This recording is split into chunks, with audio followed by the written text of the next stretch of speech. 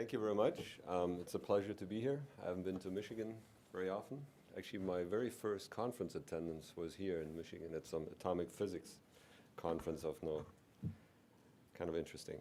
So what you see on the screen is actually user data of about a week.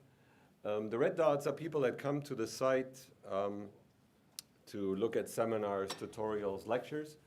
The yellow dots are people or cohorts of people that come to run simulations. So you see the yellow dots are a little bit more continuous. They spend a little longer time. The red dots are a little bit more bursty.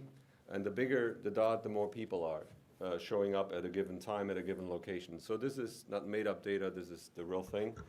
And since I'm German, and I could be very steady and silly looking behind these podiums, so I'm going to start walking around a little bit. So to give you an idea of why one might want to do something like this, like NanoHub, I want to motivate it from a personal level. Why would a guy like Gerhard Klimek, who builds nano models, care about something like this? So in about 2002, I was at NASA JPL, and I built tools.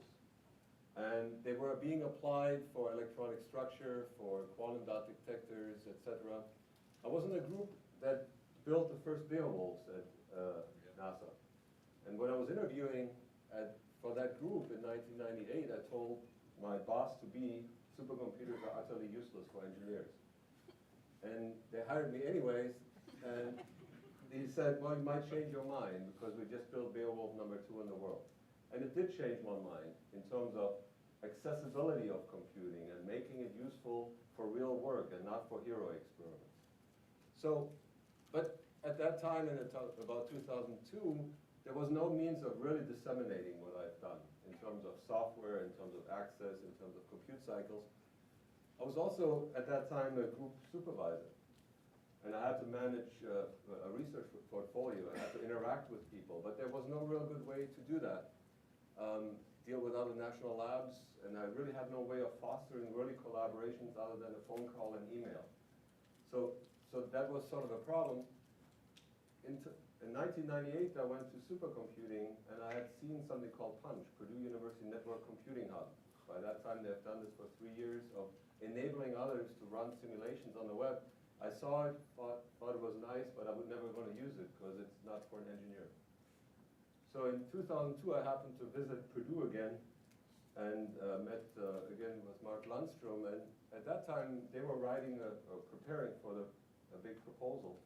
And the idea was to really enable people to share their software, enable them to use it over the web for real. Based it on this Purdue system that they had, really work on workforce development, industry, and experimental impact was to be had, and really enable other people to do better work.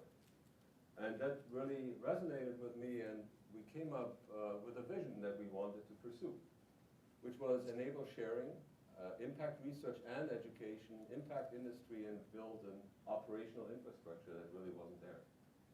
So really, the vision at that time was to accelerate transformation of nanoscience to nanotechnology, and do that through simulation, and enable new modes of discovery, innovation, learning, and engagement. So really find a new path for that, and link that tightly to experiments and to education. Don't do it in isolation, but really involve all the stakeholders that are involved. So we kind of had a hunch that that might be useful. But to show you that, I'll go back in history to 1965. And there was something sketched in a notebook by a person called Gordon Moore. And what he sketched in his notebook was really an economic law that the number of components per integrated circuit and the relative manufacturing cost would drop exponentially, which basically founded Intel and the business model of Intel. So you might have heard of Gordon Moore's law. You probably haven't seen this original sketch. You've seen it maybe like this. You've seen it like, well, there's more and more transistors on a chip, and it's growing exponentially. So that's one form you've seen. You've maybe seen another form of things get ever smaller on the nanometer scale. So those are two other aspects you might have associated Moore's law with. But I can almost guarantee you that you haven't thought about what really enabled that under the hood. By the way, a nice side remark, 2 billion transistors on a single chip, right, on any of these machines you have on a chip, right? 7 million people on the world, 7 billion people on the world, all working together in a coherent way. Kind of hard to imagine, right? 2 billion transistors working in a sort of coherent way with each other. That's an engineering marvel. Right? So how was that achieved? It was actually achieved with pieces of software. So you might know that, right? If you're an electrical engineer, you know what SPICE is or what SUPREM is. But what you probably do not know is that these pieces of software, which are now industry standards, actually come out of the classroom. They were designed as a classroom project for a group of people at Berkeley. Quality control on that sophisticated software was past the professor's opinion. This was one of the first public domain codes. Peterson actually walked around, gave talks like what I'm doing today, and instead of saying go to the web, he said, here's a tape, right? Run it, break it. There was no assumption that this thing was perfect. In fact, the assumption was there's bugs in that, and tell me about it so we can fix it and make it better. And students took it along to industry and academia, and that's how it proliferated. There's other circuit simulators that nobody knows the acronym of anymore because they weren't open source, they weren't engaging, they weren't disseminated. So that was at Berkeley, and at Stanford couldn't hold back and said we got to do something similar. And they did something very similar, but for process modeling. And that would enable how do you build in a reactor a semiconductor device? How do you dope it? How do you grow it? And those kind of things. So those are two pieces of software that barely enabled us to build up circuit simulation and bring down process simulation. And today we're at a $280 billion industry in semiconductors. And that industry could not exist as we know it today without two pieces of software that came out of a classroom. Okay? So that's the motivator of, is there a possibility that you can create pieces of software that could have down the line impact and be useful to others? All right, so that's the idea, right? So we do nanoscale structures and billions of these. Can we put them together? And out of this cornucopia of research that we all do, maybe you're not in nano, but in your field, can you then translate that into a variety of areas in nano, in our case here, and then put that in the world? That's the goal. And our goal is not to fund that research, but this transfer process. That's really our agenda. All right, so the agenda is to do modeling and simulation, build the software, and seminars and tutorials, and these are the goals we want to achieve. We want to enable knowledge transfer, so use in classroom, knowledge generation, use in research, use by experimentalists. It's almost inconceivable, right? How would an experimentalist use a piece of software of computational scientists, right? At least in my field, that was not something that was assumed you can do. Have economic impact and do professional development. So this sounds very much like sort of a science gateway or portal, right? So we have a cool idea in some area. We say we put the stuff, quote unquote, on the web, and then we change the world, right? That's the goal, and there's many science gateways like that. I mean, many of them, funded by NSF and all kinds of institutions. But so is that all what's needed?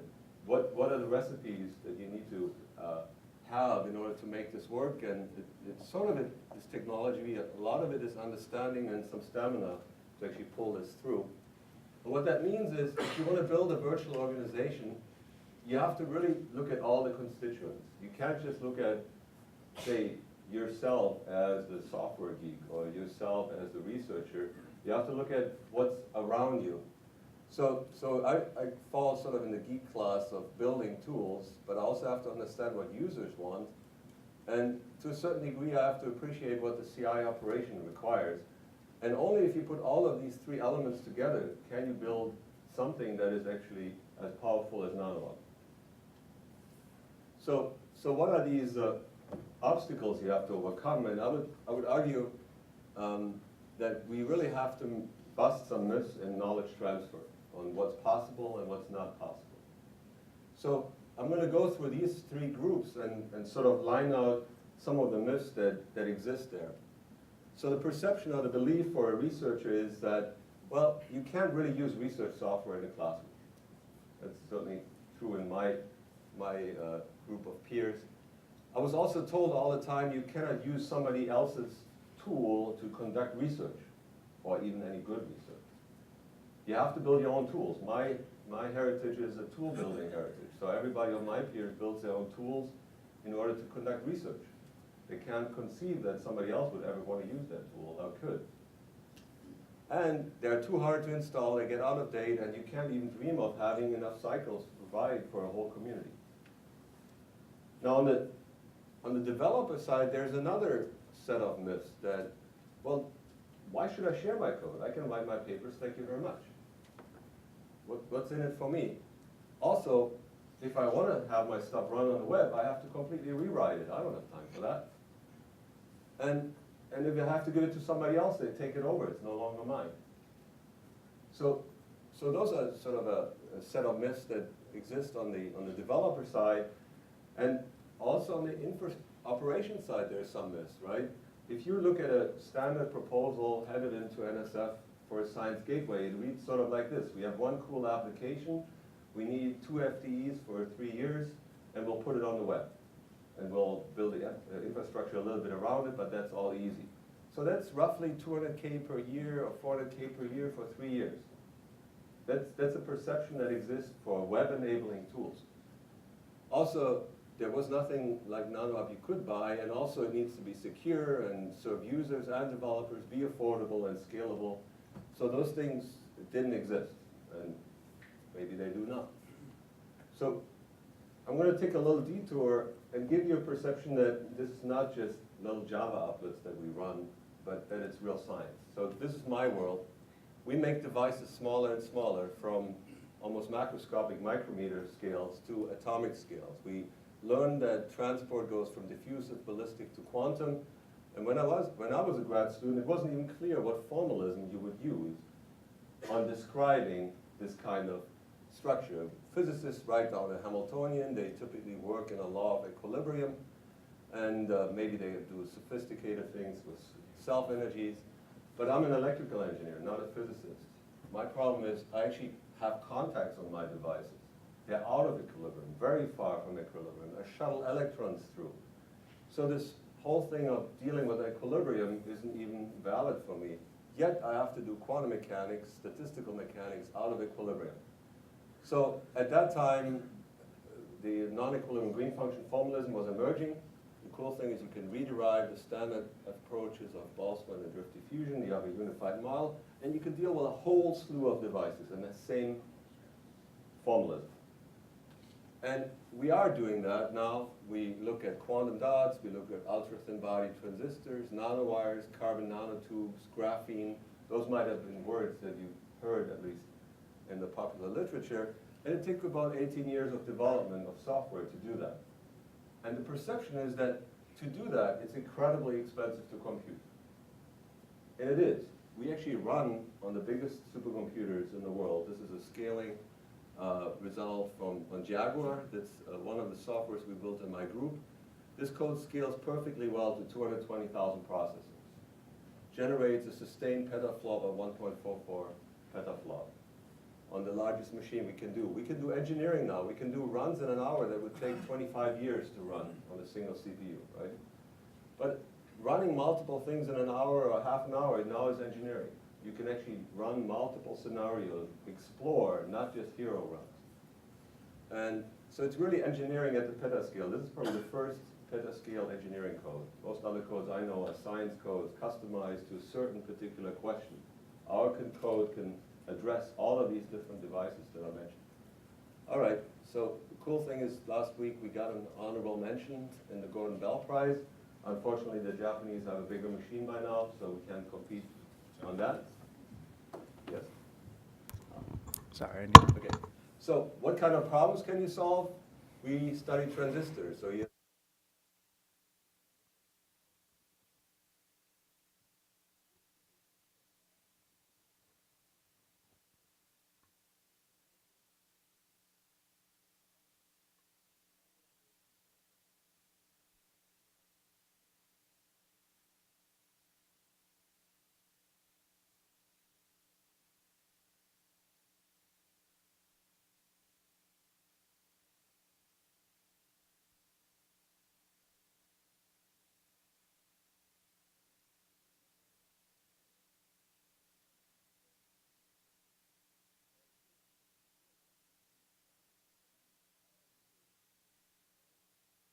relevant, and it runs in the nano.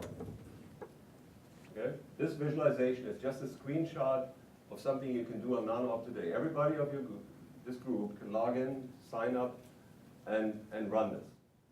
And it's a reasonably sophisticated visualization and simulation, and it's open to anybody.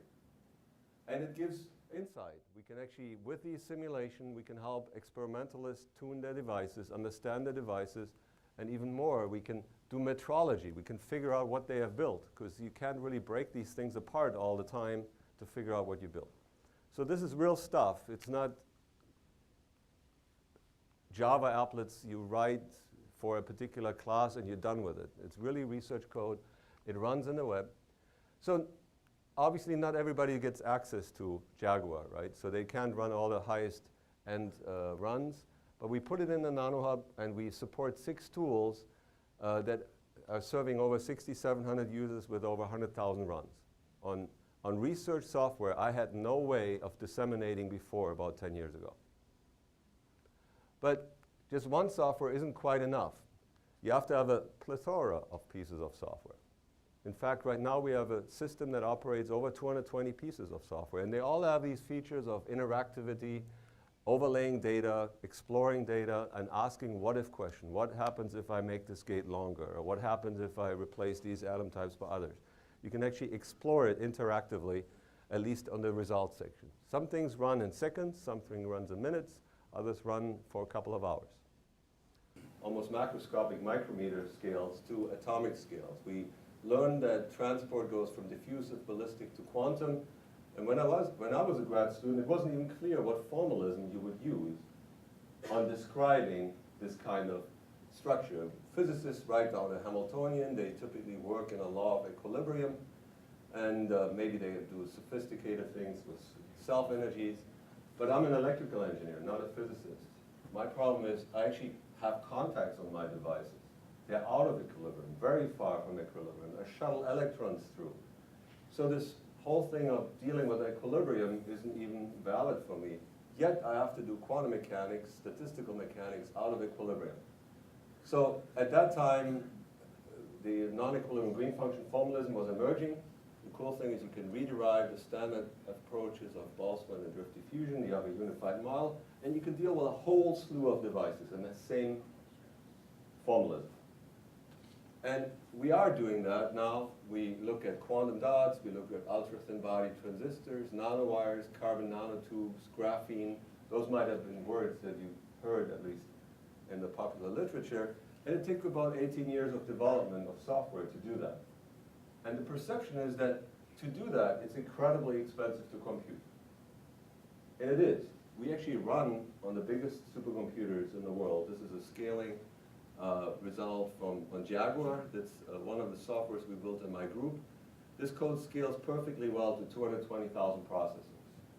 Generates a sustained petaflop of 1.44 petaflop on the largest machine we can do. We can do engineering now. We can do runs in an hour that would take 25 years to run on a single CPU, right? But running multiple things in an hour or half an hour now is engineering. You can actually run multiple scenarios, explore, not just hero runs. And so it's really engineering at the petascale. This is probably the first petascale engineering code. Most other codes I know are science codes customized to a certain particular question. Our code can address all of these different devices that I mentioned. All right, so the cool thing is last week we got an honorable mention in the Gordon Bell Prize. Unfortunately, the Japanese have a bigger machine by now, so we can't compete on that. Yes? Sorry. Okay. So what kind of problems can you solve? We study transistors. So you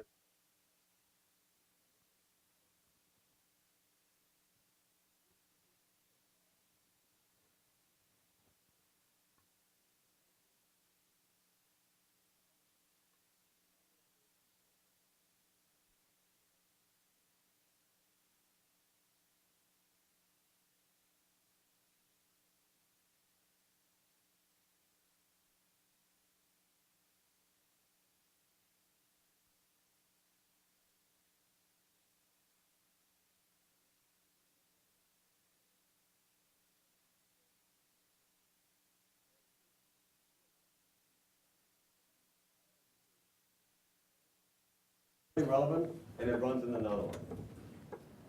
Okay? This visualization is just a screenshot of something you can do on NanoHub today. Everybody of your group, this group can log in, sign up, and run this. And it's a reasonably sophisticated visualization and simulation, and it's open to anybody. And it gives insight. We can actually, with the simulation, we can help experimentalists tune their devices, understand their devices, and even more, we can do metrology. We can figure out what they have built, because you can't really break these things apart all the time to figure out what you built. So this is real stuff. It's not Java applets you write for a particular class and you're done with it. It's really research code. It runs in the web. So obviously not everybody gets access to Jaguar, right? So they can't run all the highest end runs. But we put it in the NanoHub, and we support 6 tools that are serving over 6,700 users with over 100,000 runs. On research software I had no way of disseminating before about 10 years ago. But just one software isn't quite enough. You have to have a plethora of pieces of software. In fact, right now we have a system that operates over 220 pieces of software, and they all have these features of interactivity, overlaying data, exploring data, and asking what-if question. What happens if I make this gate longer? Or what happens if I replace these atom types by others? You can actually explore it interactively, at least on the results section. Some things run in seconds, something runs in minutes, others run for a couple of hours. All right, but these tools are not enough either. You really have to put in more. You have to put in courses that teach people on how to think about these problems. So we have over 55 complete nanoscale nanoscience courses on NanoHub, and we have over 2,200 seminars, teaching materials, homework assignments, etc. on there. All right, so here's a new initiative. We're actually starting to do this online teaching to an open course where we allow anybody just to sign up to a set of lectures. Supriya Datta starts on this, on concepts on quantum transport. All right, so I'll give you a little bit of a video. Sorry, I have to. Can you turn on the sound on this, or?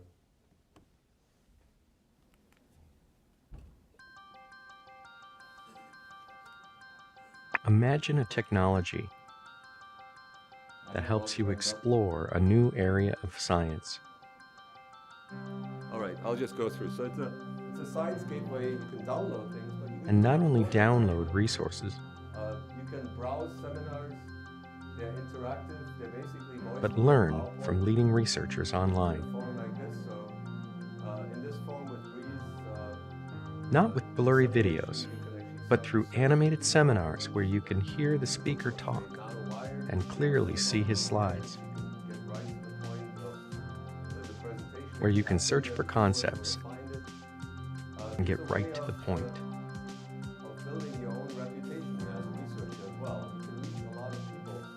Imagine having fingertip access to simulation tools that are easy to launch. Tools with intuitive controls that are well documented.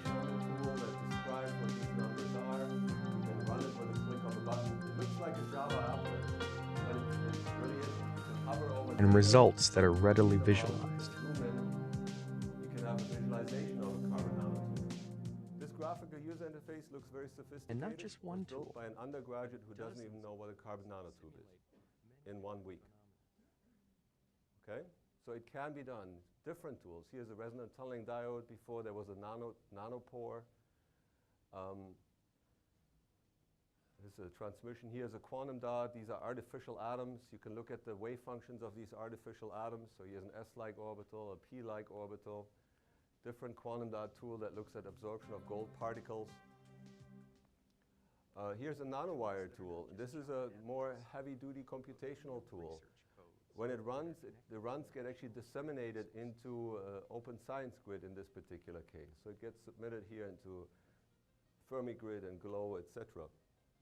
And it's transparent to the user. These users don't have a grid certificate. They don't even know what MPI is. They don't know what Condor is. Right? It's transparent to them. There's a question and answer forum. I'll talk a little bit about that. There's a reputation system that we're building. So that gives you an idea of what's sort of in the backbone of NanoHub. And if you look at a map of users in September of last year, you can sort of say we keep people up at night. I mean, wherever there is light on the globe at night, we can have, in an integral sense, we have users. The growth is kind of staggering. If you think about Nano as a tiny area, pun is intended, there's 19% of all .edu domains in the US, and there's about 7,050 that have NanoHub users. And that includes yourhaircare.edu and all kinds of other small schools that are non-technical. All right, so you've seen the animation in my opener, but what we in a sense have is kind of like a matrix, right? There's no way of us, all these users telling us what they do. We actually have to begin to figure out what they do. So we created this matrix in a sense, and we need to look at it and study it. I can give you raw numbers, but those are kind of boring in a sense. I mean, we had, in the academic year 09-10, we had 8,600 users running 345,000 simulations. That's just some raw number. We know from self-registration we had 116 classes at 97 institutions, and we found 575 citations in the literature. But you have more questions than that, right? You'd like to know, is it a sustained use? Do they come back? What tools do they use? What intensity? What compute cycles does an individual consume?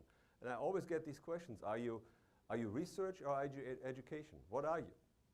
Right? What are you providing? So let's look at this.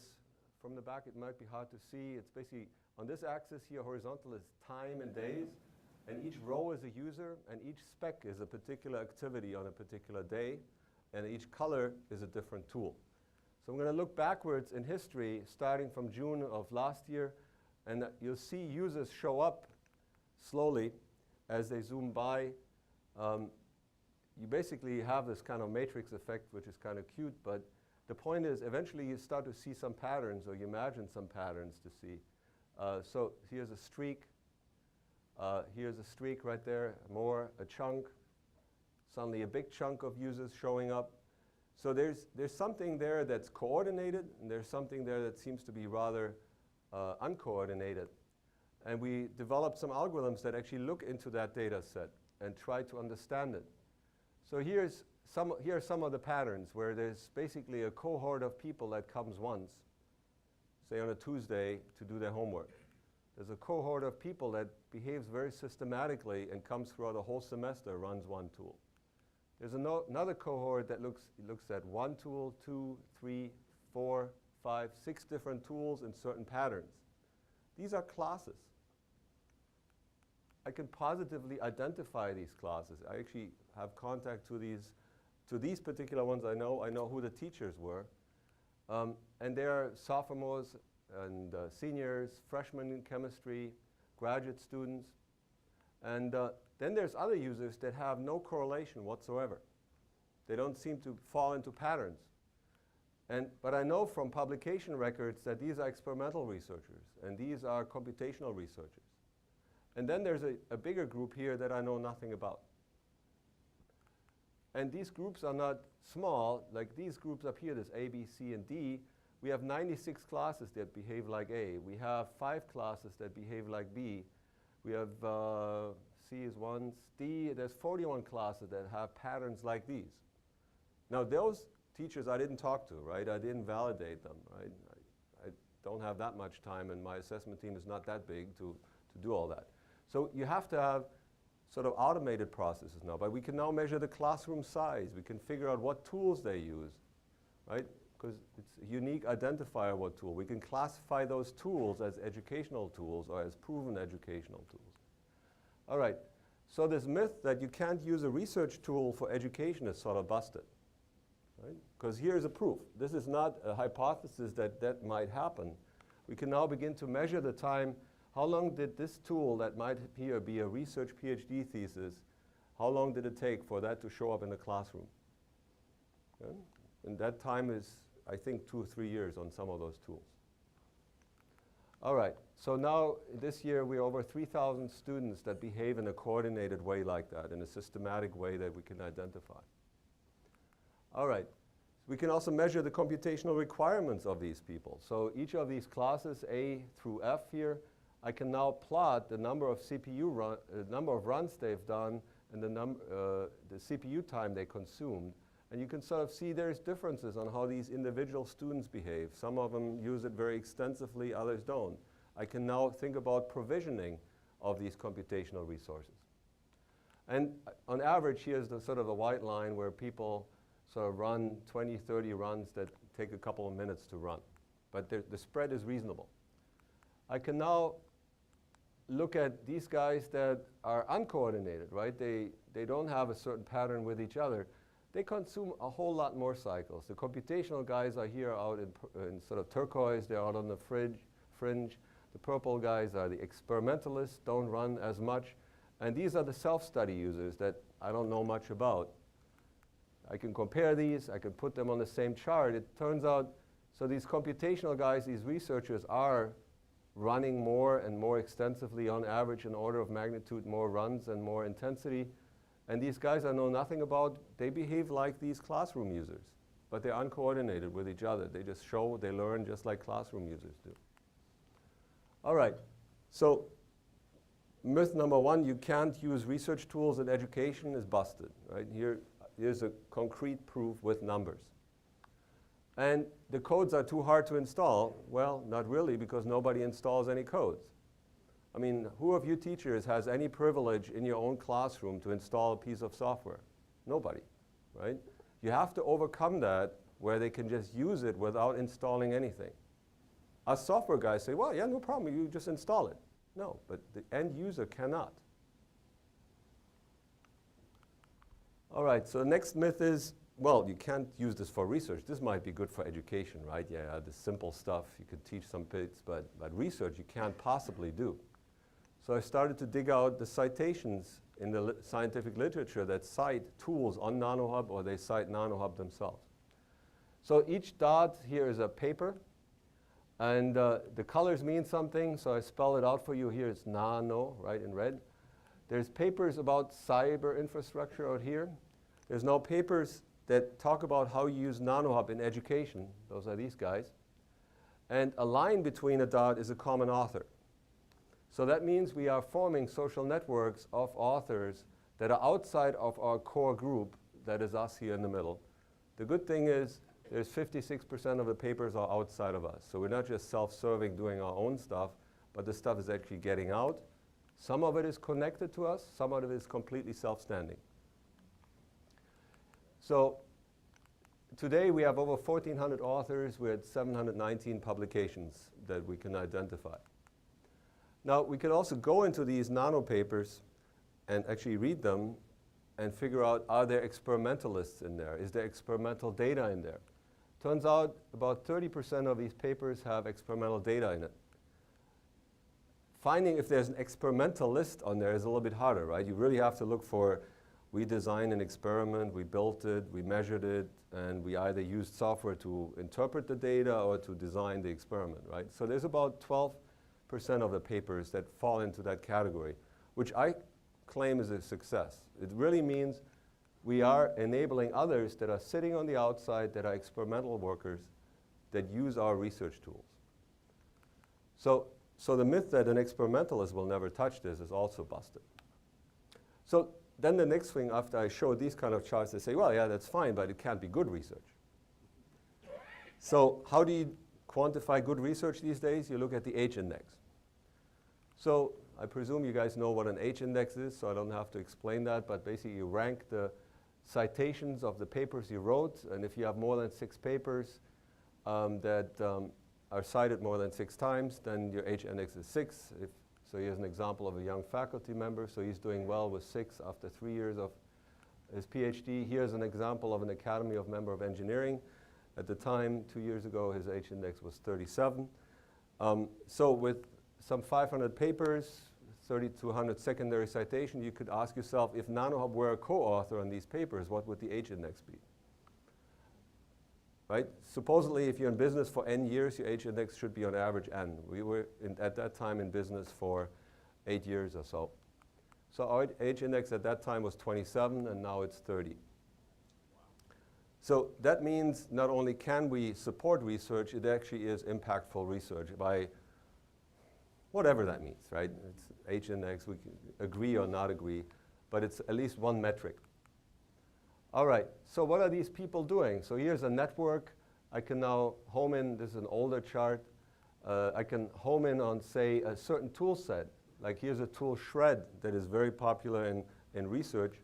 I can sort of home in on what people do. So here's an experimental group that is using it for real papers. I can dive into the papers. I can connect it. I can also look at their activity on NanoHub and look at their downloads and their usage, and then when the papers show up. I can do something similar with computational guys. These guys here, I know this person actually personally, they build their own tools and they use it as a benchmark, right? So they download the software. They don't use it much on the web themselves, but they get access to the source. They compare their own methodologies and use it as a reference. Also a nice way of using it. There's a whole group of people that does that. We can also begin to connect their usage to their publication record, so we can start to think about relating usage to research more directly. So how do some of these tools look like? Typically, a research code looks sort of like this, right? You have a cruddy input deck that takes a mother to love it, and nobody really can use it. This is actually reasonably sophisticated. This is an industrial strength tool we got from Bell Labs. This is how they used to design their transistors. We added something on top that you can run this now many times on the web, and you can ask what if questions, what if you change these parameters. So that's already nicer. But we can do something more. We can take this tool engine and wrap an interface around it that is limited. It's not as general anymore as that beast of an engine, but this one can design transistors. A particular kind of transistor, but you don't need to read the manual on how to run this code. You don't need to know how to place the semicolon or anything anymore. You have a graphical user interface, and also this built by an undergraduate in an undergraduate program in the summer. We do this with the same engine for 6 different tools. We find 6,000 users use that. We still have also geeks that really want to have the engine, the full-fledged engine. But all of those are allowed to be on NanoHub, and they're being fostered. But the key is really the user interface to make it work. We have created something we call tool-powered curricula, where you don't have to hunt and peck for all these different tools, but we can assemble a set of tools into a tool suite. And if you're teaching semiconductors, this is what you might want to use: crystals, band structure, PN junctions, and MOSFETs. And it's a one-stop shop for a faculty member and a student to have a set of tools with homework assignments in one package, rather than hunt and peck of the 2,000 content items we have. I mentioned user interfaces. So here is this tool Shred again that we used to have as an open source code and in this web form, sort of like what your bank has today still, right? You fill out a couple of numbers, you say go, you get a graph you can't do anything with. You can't say, what if I do this and overlap a graph, right? You can, but you have to download the data and massage it yourself. That's the system we called Punch that we had. And we retired that on that tool in mid-2005, and we replaced it by something that is interactive like this, what you've seen. You can look at data, and suddenly we see a little bit of growth. People seem to like it. What's even more astounding is that the number of downloads of the source code dropped rapidly. People really don't want to download source and install it. It's not a whole lot of fun, actually.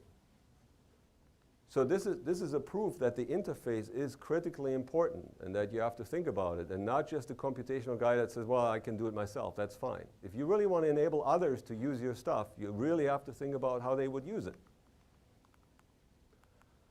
All right. But that's not really new, right? So when these iPhones came out, everybody said, this is a piece of crud hardware, right? There's much better cameras. There's much better processors, right? These Microsoft phones are much more capable. Well, but if they're not usable, they're not really capable, right? So it's all in the usability. And people trade usability and capability all the time. And as scientists, we want to build tools that can do everything. But if you ask users, they don't want a tool that does everything. They want a tool that can do their task.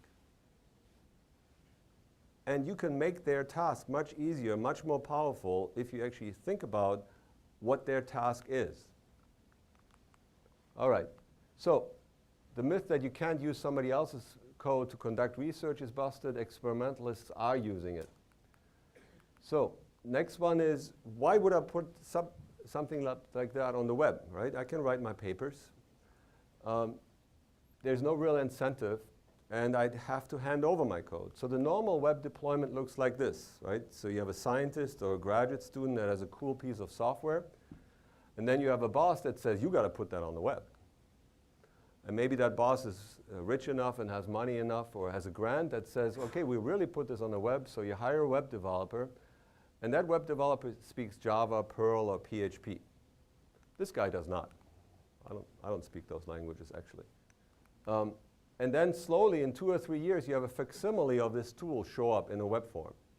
In 2 or 3 years, this guy has either graduated or moved on in their science. In 2 or 3 years, this person has developed a code that is far superior to what he handed over 3 years ago here. That person will never, ever use this web tool. Who is the qualified person to judge whether there's good science in here? That person. He will never do it. There's no incentive. Plus, he got disowned. It's no longer his software. So we have a way to get rid of that. That whole process is gone. If you have a piece of software that runs in Linux with a user interface, you can put in a NanoHub in less than 24 hours. Less than 24 hours if you have your own design tool that runs in a Linux environment with a user interface. We'll talk about the user interface in a minute. And of course, only academics are crazy enough that they say, we rewrite something to put it on the web, right? If you have a million-line vendor-like code, they're not going to rewrite it. So you have to have an architecture that basically transfers immediately. That is a speed up of roughly 100. If it takes you 2 years maybe to put something on the web, we replace that by a week, including building interfaces. So let me talk about building interfaces. Oh, sorry, one insertion. So how do we deploy it like this? If you have a tool that runs in Linux with a user interface, what happens is you go to NanoHub, you run a tool, you request a tool, a virtual machine is being launched inside a physical machine. It runs an X11 type user interface. That user interface by remote desktop technology, VNC, gets piped to the user. So the user sees a fancy remote desktop, that's it. And if you do runs that are lightweight, they can do right here in that virtual machine. If they're heavier, they can be connected to a grid infrastructure. But they can be run on behalf of that user. That user is authenticated once, and after that, you don't have to hand over these identities, et cetera, to these grid infrastructures. They don't have to have a grid certificate. Now, if you have visualization like line graphs are lightweight, you can do that in here. But if you do sophisticated stuff, we have a GPU cluster that sits in the backbone that gets the data, and then the user interacts actually remotely with a GPU cluster without even knowing what a GPU cluster is. But it's completely transparent. All right, so now the question is, my code doesn't have a graphical user interface. So how do you do that? So we built an infrastructure for building user interfaces and data management systems. It's actually the same thing. And what you do is you describe your interface by XML, which has a structured input to what your CRUD input deck is, and you have a translator. And it generates automatically a user interface, and it does it in any of the languages you speak. So you don't have to rewrite your code. So if your code is written in MATLAB or Fortran or C, you can wrap it with Rapture with APIs without touching your science code. In fact, this Padre industrial code that we got, we don't touch it. It's ancient Fortran. We don't have the expertise truly to touch the source. We have wrappers around it, and thousands of people use it. So that's the software piece, but how do you enable people to collaborate on these tools? So what I'm showing you here is a developer collaboration network. So each dot is actually a tool, and they're color-coded by their origin. So yellow here is Purdue, this is Illinois, this is Northwestern. The white ones, interestingly, are coming from the world. They're tools from the outside. They're not affiliated with us. And the lines between these tools are people. So there's multiple people working on these tools. So this is a collaboration network of tool builders. You can elevate that to the next level. So what's the impact of this group here? You can say, look, the yellow dot is now all the Purdue tools, and it's being used by 659 users at Illinois. Illinois creates tools, and it brings 212 users, gets 212 users from Purdue. The cool thing is, in an integral sense, 18,000 users at that time have used these tools, and the network benefits by use of 2,000 people using the external tools that came in. You can take another look at how important collaboration is in this chart. You can chart the number of collaborators a person has, so each dot is a person on a log-log scale, and the number of users they serve. So if you have a lot of collaborators, sort of up here, so 10, 20, you can touch 10,000 users. It's a whole lot better than writing a paper that's read by 4 or 5 on average. Okay? It's a different way of impact. It's a different way of enabling science and research. But it is impact. Speaking of this impact, is we have building incentive systems. So why would a faculty member put that stuff up? So here's Dragica Vasileska. She built that shred tool that I mentioned before. She built a lot of other tools. She's serving 11,000 users in an integral sense over the years. That's quite some impact. She uses these charts in an NSF proposal. She's not dreaming of eventually, maybe, possibly having an outreach program where she might eventually, possibly put something on the web that maybe, eventually, possibly is being used by someone. No, it's quantitative. And now we're writing books together, so that's sort of some self-advertisement. But here's another example. This is Sheikh Ahmed. He was actually Dragica's student, then he came to be my postdoc. And in his time at Purdue, he built some 8 tools, and he served some 6,000 users. He then went to Southern Illinois University, and suddenly usage at that place picked up dramatically. And he built NanoHub into his existing curriculum. He built a new curriculum that didn't exist there, and he embedded it into the classroom, into his research, I'm sorry. And then he called me up after 2 years of being there. He said, they want to put me up for promotion. Can you write me a letter? I'm like, sure, gladly write you a letter, but it's pretty early. He got promoted with tenure after being there with 2 years. And his impact with and around NanoHub was constituted as an element in that. We are building incentive systems for people to do that. That's a key element. We are an institution on iTunes U. It actually took a vice president of Apple to get us in there. They call us a nano app store, which is kind of a nice compliment. We draw a lot of users there each month. We are putting content into Wikipedia. We don't just want to do a link farm to NanoHub, but actually make Wikipedia nicer and translate into other languages. Actually, people are doing that. Germans obviously know what a buckyball really looks like. So, but we are drawing some 4,000 visits monthly now that we started to more actively engage and disseminate on Wikipedia the content we have, because we have powerful content. We'll find a new way of managing that. So, we have an incentive system somewhat now that might entice people to put stuff on NanoHub, and we no longer disown them. Okay? You don't have to hand over your code to somebody else and lose control. And I'll talk a little bit about the lose control in a second again when I talk about this CI operation. I hope by now I have you convinced that I don't have 9 FTEs per tool for those 220 tools of NSF funding, right? So obviously we're doing something radically different in its methodology to create tools and put them on the web. I'll talk a little bit about some of these scalability items. So in green, I'm showing you the number of tools as they grow. So we are at 220 right now. And blue, that's the number of developers that are working on these tools, nicely growing. What's in red is the tool versions, how the tools change. So we have over 1,200 changes in these tools, on these 220 tools now.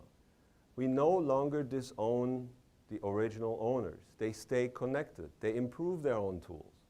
Okay? It's not something you throw on the web for those other guys, those poor people that are not as good as me. It stays engaged. There's a cool aspect to that. I'll talk in a minute. First of all, I'm going to talk about how do you manage that? Right? How do you manage the interaction of these 300 developers that might have demands, right? So what we actually built is a cyber infrastructure for developing tools that connect this tool developer to the end user. And it goes through stages. So if you have a tool that you want to get on NanoHub, you register it, you create it, you upload it, we install it, you approve it, we publish it. Okay, there's a certain stage. It's like an inverse shopping process on Amazon, but you upload and you change rather than purchasing download. So it's a publishing system in a sense, and there's no emails flying back and forth. I told you a month ago I did this and you didn't react, right? Everybody's roles are defined. So if you're engaged, you know where the ball is and in what court. And we let you know. So we're waiting for you on something like review your own resource right now. Okay, it's been staged, you get to do a last review, sort of like galley proofing your paper. All right, so here's an animation. Each dot is a tool, and you sort of see them grow in time, and they go through stages. So the green tools are published, the blue ones are approved, and whenever you see a line shoot across, that's when there's a communication or an action being taken on our central site. This process of interacting with these developers here is done by one person on our central infrastructure. Okay? So we have put in place something that is scalable, that interacts with a lot of tools. And I mean, especially at the beginning of a semester, there's a whole lot of stuff going on, because I got to put my tool on the web, right? I'm teaching my class next week. I'm not sure I'm going to go to Christmas where it gets really quiet. I'll just skip forward. All right. There's another aspect to the server-side business. I talked about 190 tools actually in 3 years. Oh, this is on, okay, 5 years. 1,000 version updates. So if you're in the normal mode of science tools that you install on this thing or your cluster or wherever, let's assume you downloaded the whole NanoHub software stack, including all the apps, 2 years ago. Right? So how up to date would it be? About only 30% of the tools would be up to date. Right? So you'd be installing and uploading a whole lot of times. And are you really going to do that when you use that for teaching or your own research? Are you really going to do that in an infrastructure that doesn't give you access to the backbone? Even in a year, we're down to about 60%. And of course, if you downloaded 2 years ago, you would miss that whole chunk up here. You miss the whole innovation piece on new tools. So what we have really is a server-side lifecycle management. Right? There's tools that are alive on the website, and you don't, as a client, have to upload anything or download anything. So how do you manage all these user interactions? You must be flooded by tickets, right? Flooded by problems. How do you deal with that? So we built a ticketing system ourselves that sort of works like this. It used to be that a user has a problem, right? And we have our central hub infrastructure, and they get tickets that might say, well, you know, I ran this transistor code and I put in these numbers and it didn't work. And our guys go like, transistors? I don't know anything about that science application, right? They're the wrong guys to answer that question. So they would have to reroute those to, by hand, right, to somebody that actually knows about this tool. It's sort of not very scalable, right? It's very labor intensive. So what we're also being asked to, can you sort of identify tools you really care about? So we have our nodes like Purdue, Illinois, Caltech, not Caltech, University of California, and Northwestern. They have adopted some tools that they deem to be their core competence, and within 24 hours they want to answer tickets. And we route the tickets directly to them if they're science questions. If they're scientific questions, so we have a question and answer for them, the site leads get those and they can answer them.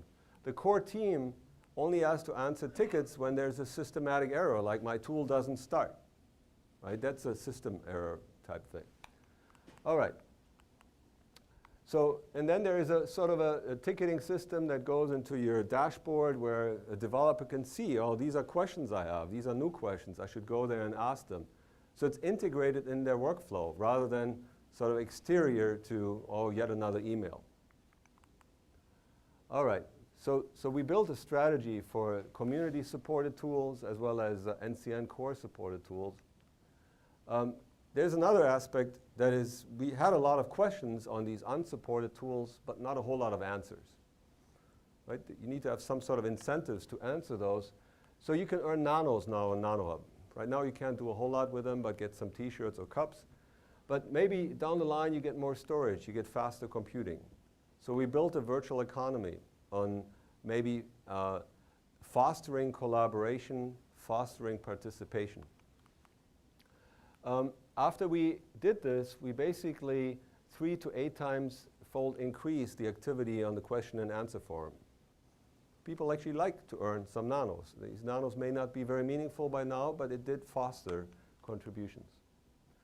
I'm also working on trying to foster more collaborations in order to advance the scalability.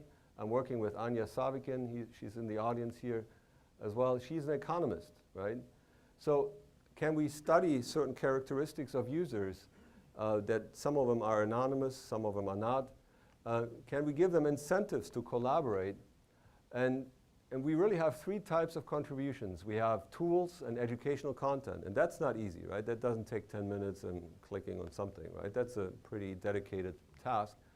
But rating of content is pretty easy, especially after you used it, but still we find people don't do it. They just consume and they don't give you feedback, right? It's almost you have to twist their arm, tell me, well, was it any good or not? And there's a question and answer forum where we also see that questions aren't as rapidly answered or answered at all.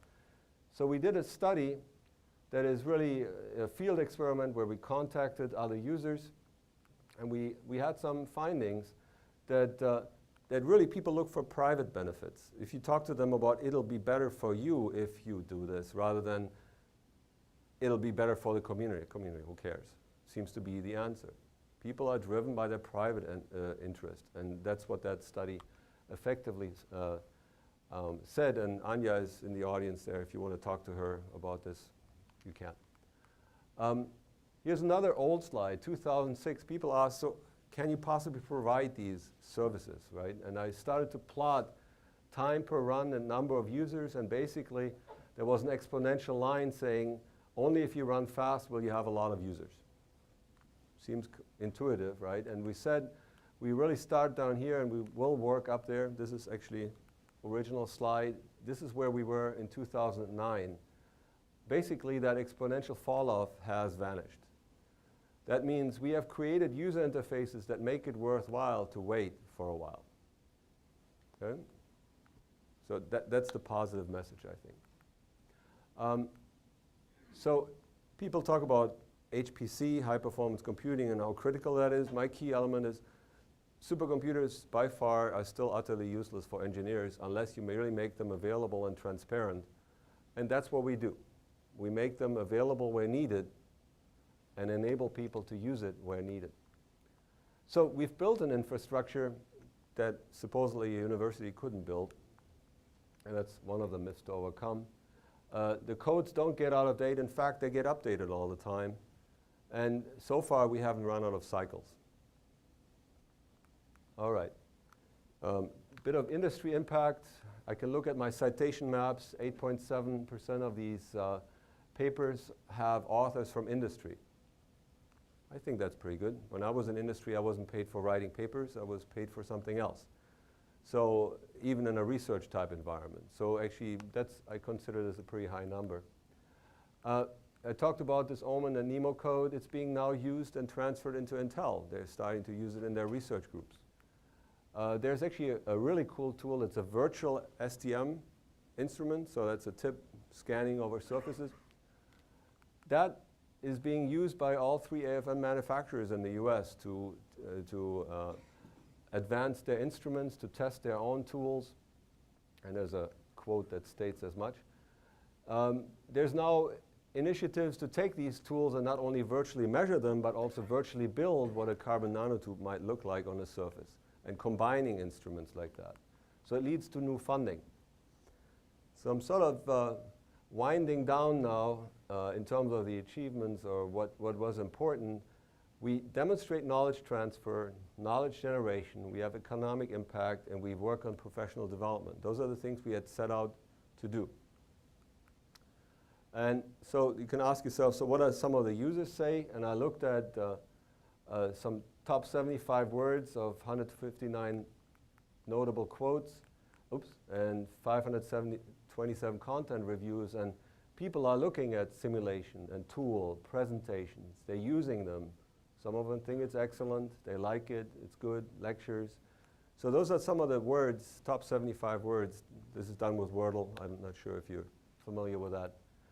So what we have is, Mike Rocco calls it the world's largest nanotechnology user facility.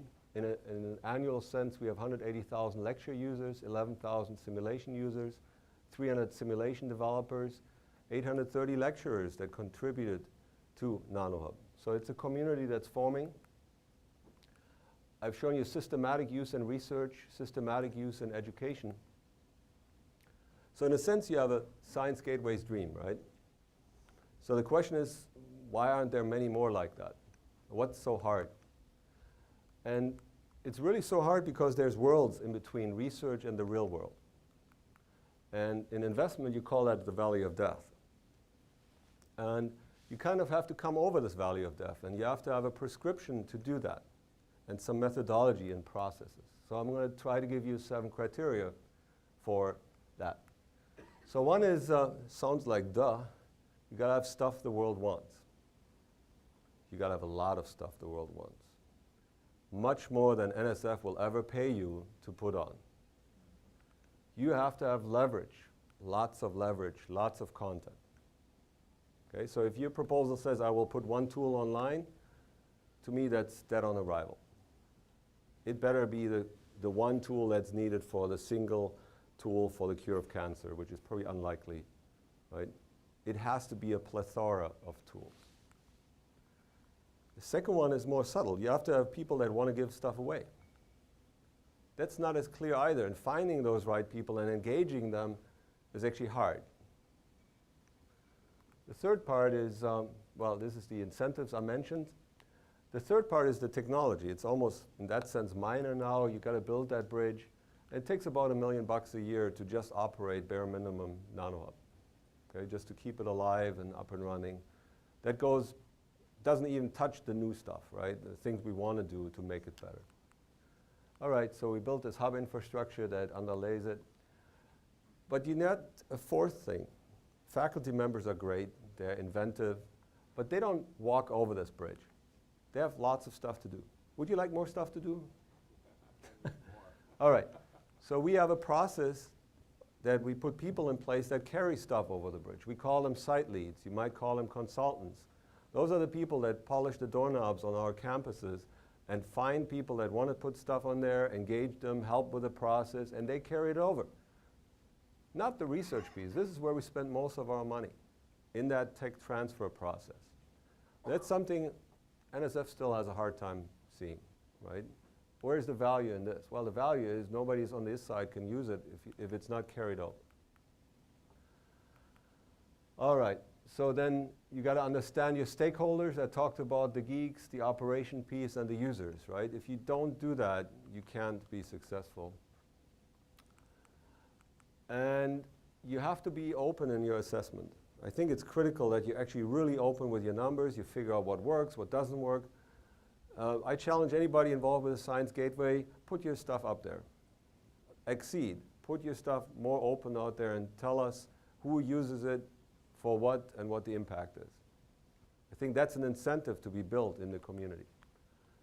We do this study. We have a business model. Ours is academic funded, but if you want to drive this into industry, you have to have a real business model. So what's next? So we're building a mirror hub in South America. It's a happening very soon. What I really want to do is really think items that are bigger.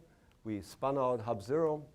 There's some 30 hubs that use Hub Zero now. We have built a Hub Zero consortium. I really want to connect this to other initiatives. So Nano, we are engaged. There's been an announcement by Obama about manufacturing and the materials genome initiative. We do all kinds of briefings on this materials hub and the manufacturing hub. It was kind of cool. I was allowed to go to an event here with Obama where this was announced. A week later, some friend of mine sent me an email. Hey, you were in a presidential document. I'm like, oh, really? That's kind of cool. Which one? What is it? So here's this materials genome initiative. You go to page 5. You can really read that, right? So I make it large for you. NanoHub supports the use of computational tools in nanotechnology research. Researchers can access state-of-the-art modeling and algorithm to collaborate. It's an exciting system that's a good example of a first step towards open innovation. So I hope that is being embraced in this materials genome initiative. We did create a manufacturing hub. We have a Midwest consortium now with companies like P&G, Lockheed Martin, John Deere, to enable something like this for small companies which do not use modeling and simulation today. So I see this as a federation of hubs that have different customers, DOE, DOD, global partners, industry hubs. I've shown you some of the success criteria, and we have to take serious steps. So I'm going to share something with you as we are preparing for the next 10 years of NanoHub. Where I see this going is we all read our papers no longer in hard copy, right? We read them in our favorite electronic form. But we all know we can't be connected to the data that actually lies under here, all the tools that lies under here. What I want to build is an infrastructure that allows us to really elevate computational science to a real third leg of science that is reproducible, that allows people to really reproduce these data. And what you might have is you click on this graph and it brings you to the tool that generated this graph. Now here we now have a real incentive for people to put up their tools because they can actually tie it to their own publications. A tool would be a publication. It would be valued by a tenure committee. And you can explore the data, maybe copy it, put it in your own paper, insert it. And the interesting thing is we have metadata that is around that tool. Since we use Rapture, all of these tools have metadata around them on what machine they ran on, what the input parameters are, what the languages are, what the tool sets are. We don't have to negotiate, are we speaking Chinese, German, or English, right? What's the right ontology for these data? At least for the simulations we have already the right ontology. We can tackle the thing that everybody is not even tackling yet, which is how do you explore data like that once you settle for an ontology? So we can start to explore. There will be lots of papers, lots of data. Where do we explore? We'll explore it on NanoHub that has a data browser and a tool browser that allows people to compare their own data, upload their own and compare to experiment. So we'll do connections to more nano centers. Maybe we are the central repository of nano knowledge.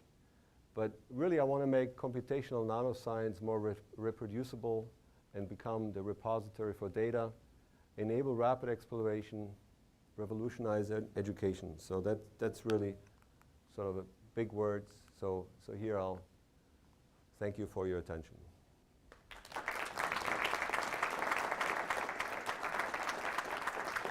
Great. Thank you. Great.